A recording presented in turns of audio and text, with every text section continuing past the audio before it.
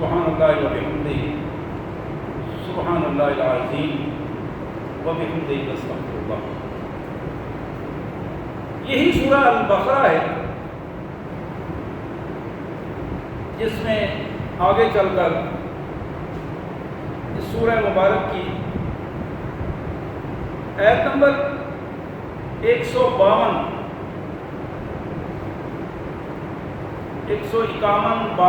آیت جو ہے وہ میں تلاوت کر رہا ہوں، اس کا مفہوم بھی ساتھ ہی آپ کے سامنے رکھوں گا، اسی سورہ مبارک کی۔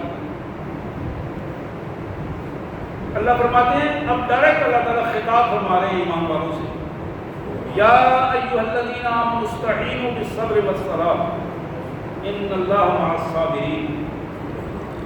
اے ایمان والو، اپنے ایمان کی مضبوطی کے لیے اللہ سے صبر و استقامت اور نمازوں کے ساتھ مدد مانگو۔ یہ کام کرو گے تو اللہ تعالیٰ کی مدد تمہارے سامنے آ رہی ہے۔ اس لیے ان اللہ مع الصابرین، اللہ کے دیے ہوئے ایمان اور نظریے پر جو ڈٹ جاتا ہے اللہ اس کا ساتھ دیتا ہے، اللہ اس کو اکیلا نہیں چھوڑتا۔ وَلَا تَقُولُوا لِمَن يُقْتَلُ فِي سَبِيلِ اللَّهِ أَمْوَاتٌ، اور جو اس نظریے کو قائم کرتے ہوئے اپنی جان دے دے، ایسے لوگوں کو تم مردہ نہ کہو۔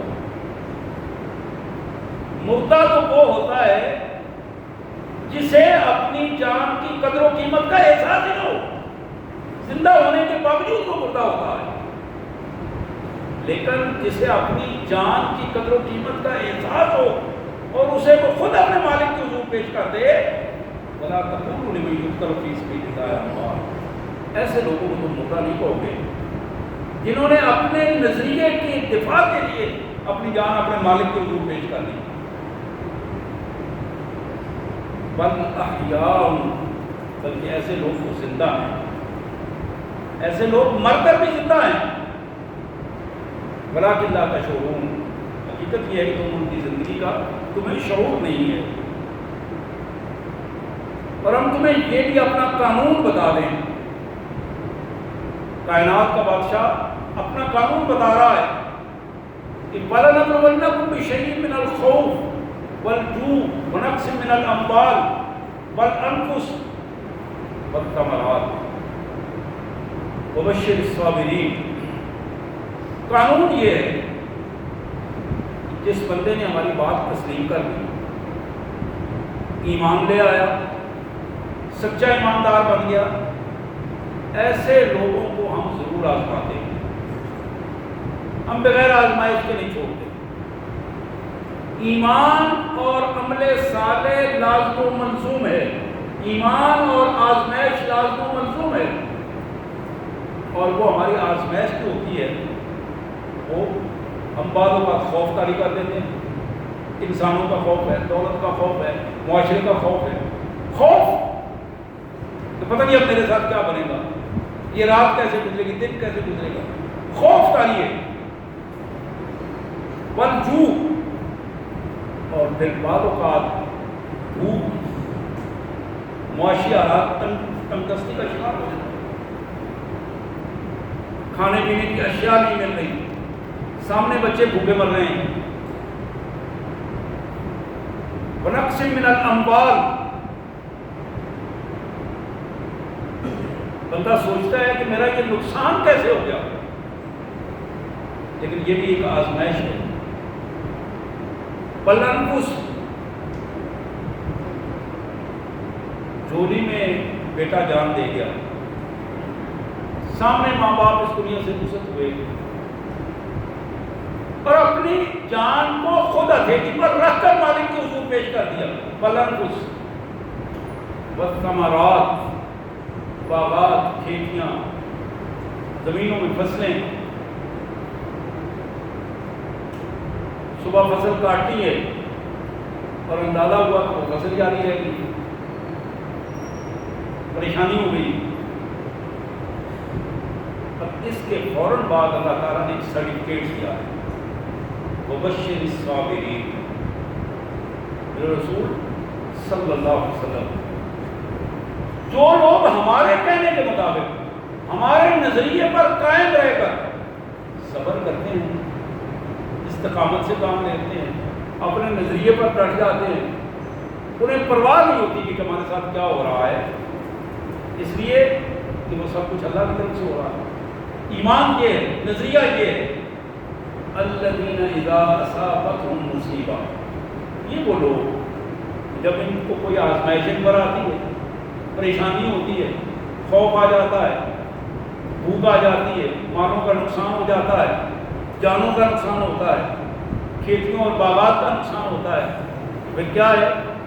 قالوا انا للہ و انا الیہ راجعون، بے ساختہ ان کی زبان سے نکلتا ہے ہم تو اللہ ہی کے لیے تھے اور اللہ ہی کی طرف میں لوٹ کرتا ہے۔ انا للہ و انا الیہ راجعون۔ میں یہاں رک کر یہ عرض کروں گا، ابھی ایک آیت کا حصے کا ترجمہ باقی ہے، انا للہ و انا الیہ راجعون۔ ہمارے یہاں یہ صرف موت کو پڑھا جاتا ہے، یوں ہی موتگی کی اطلاع آتی ہے بندے کی زبان سے، یہ بھی بڑی بات ہے، یہ بھی بڑی بات ہے اس دور پہ کہ بے ساختہ اس کی زبان سے نکلے انا للہ و انا الیہ، یہ بھی بڑی بات ہے۔ اب تو بے حسی کا وہ دور آ چکا ہے کہ لاکھوں اموات روزانہ کسی نہ کسی حوالے سے ہمارے علم میں آتی ہیں اور ہماری زبان سے انا للہ نہیں نکلتا، بے حسی کے ساتھ ہم نکل جاتے ہیں۔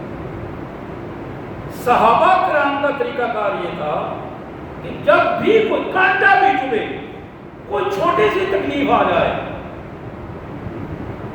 اسی وقت زبان سے بے ساختہ نکلتا تھا انا للہ و انا الیہ راجعون۔ بیٹھے ہیں، بجلی چلی گئی ہے، انا للہ و انا الیہ راجعون۔ اچانک کوئی دھماکہ ہوا ہے، آواز کان میں پڑی ہے، انا للہ و انا الیہ راجعون۔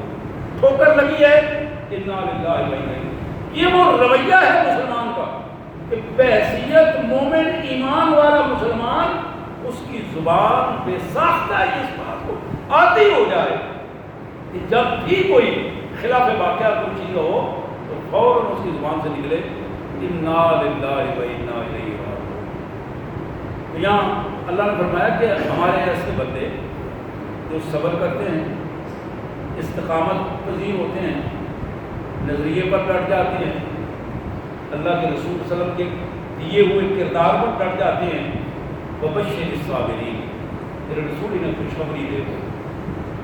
خوشخبری کیا ہے؟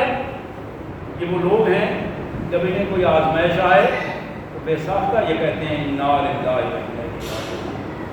ان کے لیے خوشخبری یہ ہے کہ اولئک علیہم صلوات من ربہم ورحمہ، اولئک علیہم صلوات من ربہم ورحمہ، یہ وہ لوگ ہیں کہ جن پر اللہ کی طرف سے عنایتیں، صلوات عنایتیں ہیں، ورحمہ اور اللہ کی رحمتیں ہیں، بے پایہ عنایتیں، اللہ کی بے پایہ رحمتیں، وَأُولَٰئِکَ هُمُ الْمُهْتَدُونَ۔ اور اس سے بھی بڑا سرٹیفکیٹ یہ ہے کہ یہ سیدھے راستے پر ہے، یہ سیدھے راستے پر ہے، ہدایت یافتہ ہے۔ حضرات، میں عرض یہ کر رہا تھا کہ یہ آیات مبارکہ جو ہم نے پڑھی ہیں، پہلے میں نے پڑھی تھی وَكَذَلِكَ جَعَلْنَاكُمْ أُمَّةً وَسَطًا، میں نے شہادت کی بات کی تھی کہ شہادت حق کیا چیز ہے، حق کی گواہ بن جانا یہ کیا چیز ہے۔ آج کے معاشرے میں یہ بات ہم بھول چکے ہیں۔ جب معاشرہ مادیت پرستی میں غرق ہو جاتا ہے، جب معاشرہ مادیت پرستی میں غرق ہو جاتا ہے، روپے پیسے کا کھیل معیار بن جاتا ہے، تو پھر یقیناً اس کے نتائج فطری طور پر یہ نکلتے ہیں کہ بندہ بے حس ہونا شروع ہو جاتا ہے، اللہ والا کی چھوٹی دین سے کھیل معلوم ہوتا ہے، مذاق معلوم ہوتا ہے۔ پھر اس کے ذہن میں یہ آتا ہے کہ میں اگر آدھا گھنٹہ نماز کے لیے جاؤں گا تو اس سے زیادہ بہتر ہے میں آدھا گھنٹے میں یہ دوسرا کام کر رہا ہوں۔ یہ بڑی فطری سی بات ہے. میں اگر یہ وقت جو ہے فلاں جگہ پہ جا کے سرچ کروں گا تو اس سے بہتر ہے میں اپنی ذات کے لیے اپنا کاروبار سیدھا کر لوں یا کسی سے ملاقات کر لوں, وہ معاہدہ کر لوں تاکہ میرا وہ ملاقات کا ٹائم دیا ہوا ہے وہ میں پورا کر لوں. اسے اللہ سے ملاقات کا فکر نہیں ہوتا. یہ اللہ سے ملاقات ہے نا جی 5 وقت نماز کے لیے, اللہ سے ملاقات کا فکر نہیں ہوتا. فکر یہ ہوتا ہے کہ میری دکانداری, میری کمٹمنٹ جو انسانوں سے ہے, وہ فلاں سے میری کمٹمنٹ ہوئی ہے, وہ فلاں سے میں نے وعدہ دیا ہوا تھا, ٹائم دیا ہوا تھا, نماز وہاں پڑھنے کے وقت ملا تو پڑھ لیں گے. بڑا فرق ہے اس چیزوں میں حضرات. یہ وہ بنیادی چیز ہے جس کو اسلام ہمارے سامنے رکھتا ہے. آپ نے کبھی اس پہ اگر غور کیا ہو, کبھی غور کیا ہو کہ صحابہ کرام کی زندگی ہماری زندگی سے بالکل مختلف تھی. ہم نے جذباتی تقریروں میں صحابہ کرام کی باتیں سنی ہیں, لیکن حقیقت یہ ہے کہ اگر ہم سنجیدگی کے ساتھ ان کی سیرتوں کا مطالعہ کریں پھر بڑا فرق پڑتا ہے, بڑا فرق نظر آتا ہے. یعنی کہاں ایک بندہ اللہ کے رسول صلی اللہ علیہ وسلم یہ اعلان کریں, یہ اعلان فرمائیں انفروا خفافا وثقالا, اپنے گھروں سے نکل آؤ ہلکے ہو یا بوجھل,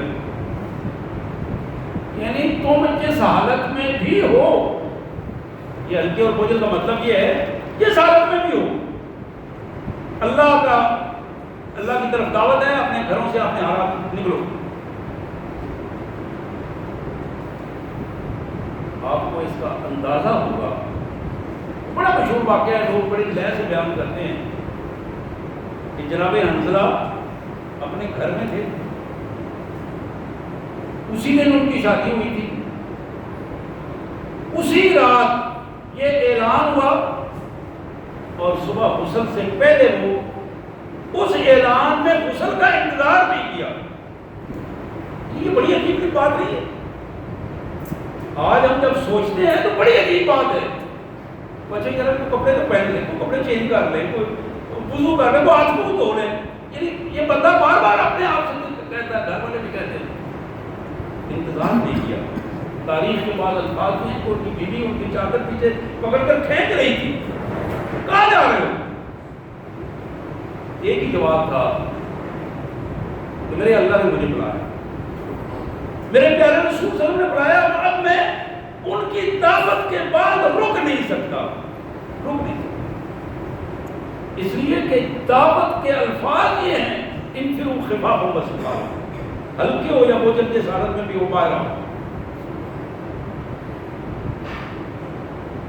حضرات یہ فرق ہے ان صحابہ کرام کی مبارک زندگیوں میں اور ہماری زندگیوں میں. یہ تو معمولی سا اشارہ آپ کے سامنے رکھا کہ جس شہادت کی میں بات کر رہا تھا, گواہ بن کے کھڑے ہونے کی بات کر رہا تھا, یہ دو پہلوؤں پر ہے. ایک ہے قولی شہادت اور ایک ہے عملی شہادت. قولی شہادت کا مطلب یہ ہے کہ آپ جہاں بھی ہوں, جس حالت میں بھی ہوں, خوشی کی حالت میں ہوں یا غمی کی حالت میں, پوزیشن کوئی بھی ہو, کھانا مل رہا ہو یا نہ مل رہا ہو, سہولت میسر ہو یا نہ میسر ہو, حالت کوئی بھی ہو, لیکن جو نظریہ ہے بندے کا اس نظریے سے کسی صورت میں ہٹنے کے لیے وہ تیار نہ ہو. اور وہ نظریہ کیا ہے؟ اشہد ان لا الہ الا اللہ وحدہ لا شریک لہ, یہ نظریہ ہے. تو بندہ اگر اپنی دکان پر بیٹھا ہے, ترازو اس کے ہاتھ میں ہے, سودا بیچ رہا ہے, اس کا زبان اس کی یہ گواہی دے رہی ہو اشہد ان لا الہ الا اللہ وحدہ لا شریک لہ, اس کی زبان گواہی دے رہا ہوتے ہیں. اور وہ کیسے گواہی دے گی؟ جب اس کا ذہن یہ تسلیم کرے گا کہ میرا اللہ مجھے دیکھ رہا ہے, میرا اللہ مجھے دیکھ رہا ہے. جب یہ ذہن تسلیم کر دے گا پھر اس کا ترازو ہلے گا نہیں، پھر اس کا ذہن خرابی کی طرف نہیں جائے گا۔ نبی محترم رحمت للعالمین صلی اللہ علیہ وآلہ وسلم سے پوچھا گیا، اللہ کے رسول صلی اللہ علیہ وسلم مل احسان، احسان کیا ہے؟ آپ نے ارشاد فرمایا احسان یہ ہے ان تعبد ربک کأنک تراہ فإن لم تکن فإنہ یراک، وہ کما قال رسول اللہ صلی اللہ علیہ وسلم۔ احسان یہ ہے جب تم اپنی زندگی گزارتے ہوئے نماز کی حالت میں ہو یا نماز سے آگے پیچھے اپنی زندگی گزار رہے ہو، اللہ کا بندہ بن کر زندگی گزار رہے ہو، تو پھر تمہیں اس کا ادراک ہونا چاہیے کہ تم اپنی آنکھوں سے اپنے مالک کو دیکھ رہے ہو۔ ان تعبد ربک کأنک تراہ، گلی محلے میں جاتے ہو، یہ بھی عبادت ہے نا۔ اب آپ کہیں گے یہ کیسی عبادت ہے؟ ایک آدمی جا رہا ہے، بس میں جا رہا ہے، موٹر سائیکل پہ جا رہا ہے، وہ عبادت کر رہا ہے، کیسی عبادت ہے؟ ہر وہ کام جو اللہ کی مرضی کے مطابق ہو، رسول اللہ کے طریقے کے مطابق ہو، میرے پیارے بھائیوں بہنوں، وہ عبادت ہے۔ ہر وہ کام جو اللہ کی مرضی کے خلاف ہو، رسول اللہ کے طریقے کے خلاف ہو، چاہے وہ بڑا ہی پرکشش کیوں نظر نہ آ رہا ہو، وہ عبادت نہیں، وہ گمراہی ہے، وہ گمراہی ہے۔ وہ بڑے مفتی صاحب بھی کہیں تب بھی گمراہی ہے، پیر صاحب کہیں تب بھی گمراہی ہے، میں کہوں یا کوئی اور کہے وہ گمراہی ہے۔ جو اللہ کے اس قرآن کے خلاف ہو یا محمد رسول اللہ صلی اللہ علیہ وسلم کے طریقہ کے خلاف ہو، وہ گمراہی ہے۔ اب جو شخص رسول اللہ صلی اللہ علیہ وسلم کے طریقے کے مطابق اپنے آپ کو لے کر چل رہا ہے، وہ ہل چلا رہا، ٹریکٹر پہ بیٹھا ہل چلا رہا، اب ہل چلاتے ہوئے ایک ہی بات اس کے ذہن میں آ رہی ہے کہ میں یہ جو کام کر رہا ہوں رزق حلال کے لیے کر رہا ہوں، میں اپنے لیے، اپنے بچوں کے لیے رزق حلال، پھر اسی میں سے اللہ تعالیٰ مجھے توفیق دے گا تو میں اللہ کے بندوں کی خدمت بھی کروں۔ اب یہ وہ پہلو ہے جو اس کے ہل چلانے کی کیفیت کو عبادت بنا دے گا۔ لیکن اگر اس کے بالکل برعکس اس کا ذہن یہ ہے کہ جو میں ہل چلا رہا ہوں اس سے پیسہ آئے گا، میں فلاں پلازا بناؤں گا، فلاں مارکیٹ خریدوں گا، فلاں دکان خریدوں گا، کاروبار کو بڑھاؤں گا، اتنے ایکڑ زمین اور خرید لوں گا اس فصل پر، منڈی میں جا کے دکان بنا لوں گا، بچے کی شادی کم طلاق سے کروں گا، بہتر سے بہتر دنیاوی پلاننگ وہ کرتا ہے، تو پھر یہی ہل چلانا اس کے لیے آگے جو ملتا ہے وہ ملے یا نہ ملے وہ اہم سوال ہے، وہ عمل کرے یا نہ کرے، لیکن اس کی یہ بدنیتی اس کو عبادت سے محروم کر دے، عبادت کے تصور سے محروم کر دے۔ حضرات میں آج صبح ایک حدیث مبارک پڑھ رہا تھا، طبرانی کی، موجب طبرانی کی حدیث ترغیب و ترہیب میں، جناب کعب بن حجرہ رضی اللہ تعالیٰ عنہ کہتے ہیں مر رجل علی النبی صلی اللہ علیہ وسلم فرار رسول اللہ صلی اللہ علیہ وسلم من جلدہ و نشاطہ، ایک بندہ، حضور صلی اللہ علیہ وسلم بیٹھے تھے محفل میں، ہم بھی بیٹھے تھے، ایک بندہ وہاں سے گزرا، اب اس بندے کی دنیا داری میں، یعنی کاروبار میں دوڑ دھوپ، کوشش، محنت، شوق، وقت پہ جا کے دکان کھولنی ہے، وقت پہ اپنی دکان پہ سودا رکھنا ہے، لوگوں کے ساتھ اچھا رویہ رکھنا ہے، وہ پوری دوڑ دھوپ سے اپنا کام کر رہا ہے۔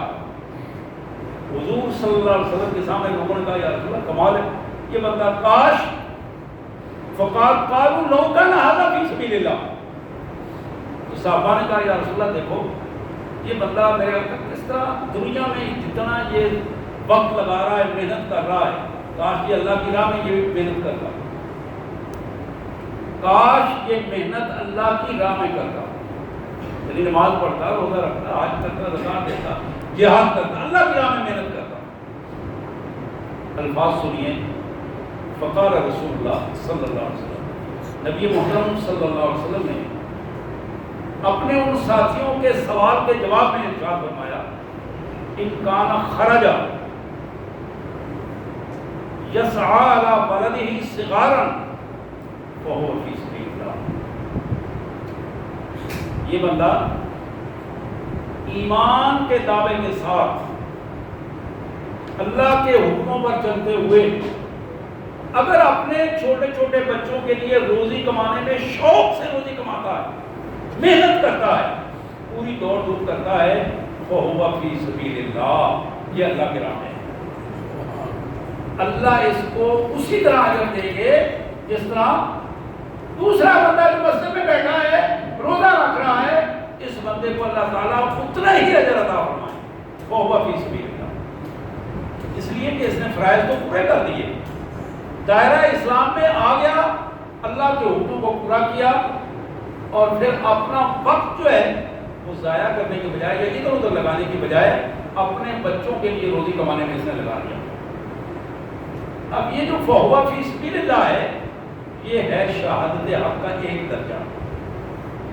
یعنی محمد رسول اللہ کے ارشاد کے مطابق یہ بندہ فرائض ادا کرنے کے بعد پوری محنت کے ساتھ میدان عمل میں جت گیا ہے، لگ گیا ہے، اللہ کی نافرمانی نہیں کی، اللہ کے حکموں کے مطابق رزق کما رہا ہے، اور ذہن میں یہ ہے کہ میں ان چھوٹے بچوں کا رزق کماؤں گا اور ان کی آسانی ہوگی، مجھے یہ میرے بچے کسی کے محتاج نہیں ہوں گے. پھر نبی محترم صلی اللہ علیہ وسلم نے پھر ارشاد فرمایا، وَإِنْ كَانَ خَرَجَ يَسْعَىٰ عَلَىٰ نَفْسِهِ يُعِفُّهَا فَهُوَ فِي سَبِيلِ اللَّهِ. میرے ساتھیو، یہ بندہ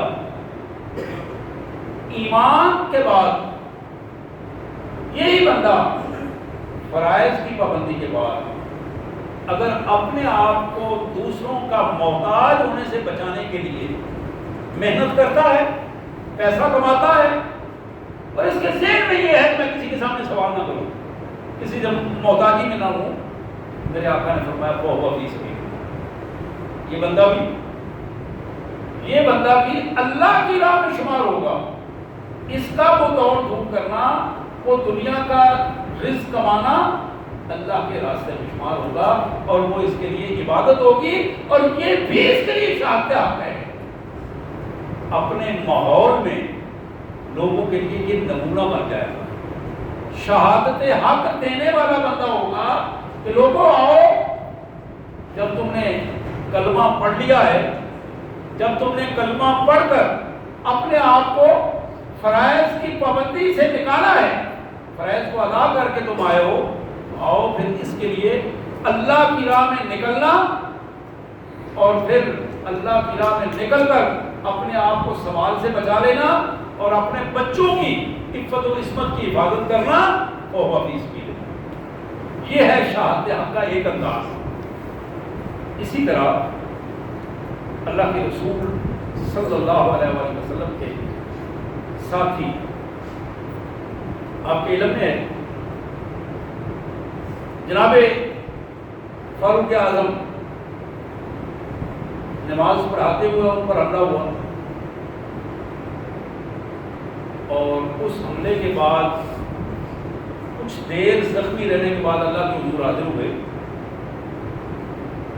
یہ وہ حالت ہے کہ جس حالت میں وہ شہادت حق دیتے ہوئے اپنے خون کے قطروں سے انہوں نے شہادت پیش کی کہ میرے مالک تیری راہ میں. اور جب سے پوچھا گیا اور انہوں نے پوچھا کہ میرا قاتل کون ہے، یہ حملہ کس نے مجھ پر کیا تھا، بتایا گیا کہ ایک مجوسی ہے، اس نے یہ کیا، وہ فلاں. آپ نے فرمایا یہ اللہ کا شکر ہے کہ میرا قاتل کوئی مسلمان نہیں، ایک کافر تھا جس کی بنا پر اللہ تبارک و تعالیٰ مجھے شہادت تھا. میں اپنے اللہ سے یہ توقع رکھتا ہوں.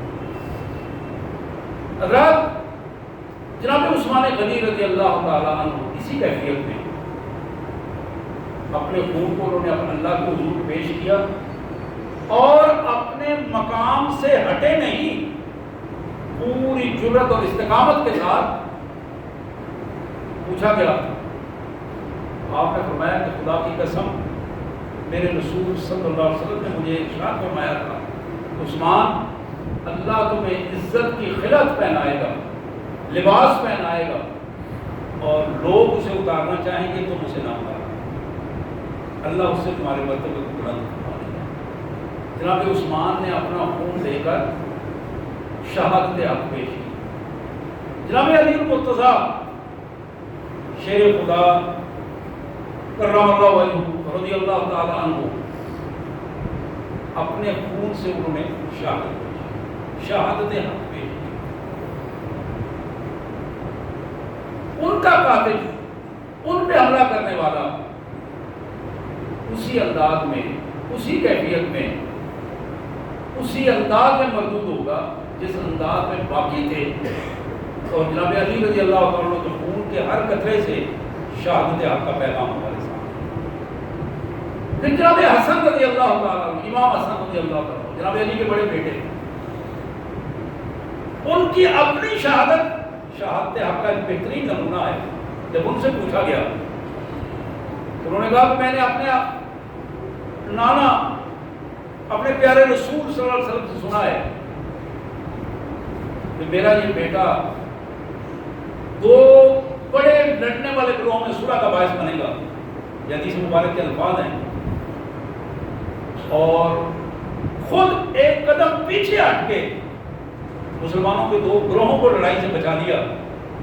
ان کے اس عمل نے شہادت حق کا ایک بہترین نمونہ ہمارے سامنے۔ جناب امام حسین رضی اللہ تعالی عنہ سلام اللہ علیہ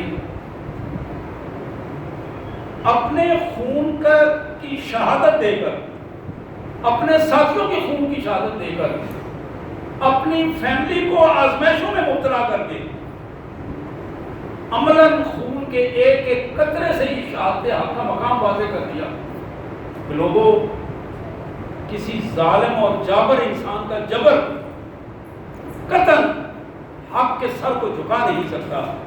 حق کا سر شہادت حق کے لیے ہمیشہ سر بلند رہے گا، اور یہی وہ پیغام ہے جو جناب حسین رضی اللہ تعالیٰ عنہ کی شہادت کا پیغام ہے۔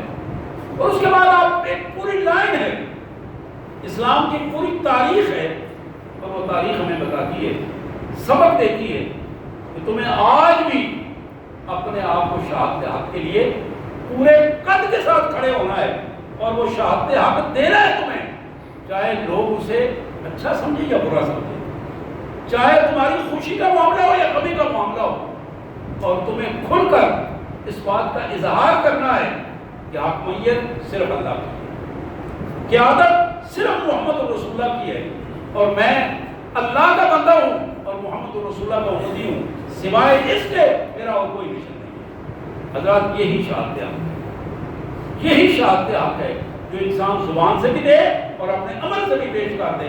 ان دونوں صورتوں میں یہ شہادت حق ہمارے سامنے ایک نمونہ ہے، اور یہی نمونہ ایک بہترین اجر کی صورت میں، ثواب کی صورت میں، ہمیشہ ہمیشہ کی زندگی کی حفاظت کی صورت میں کل ہمارے سامنے آئے گا۔ اللہ میں اس کی توفیق عطا فرمائے۔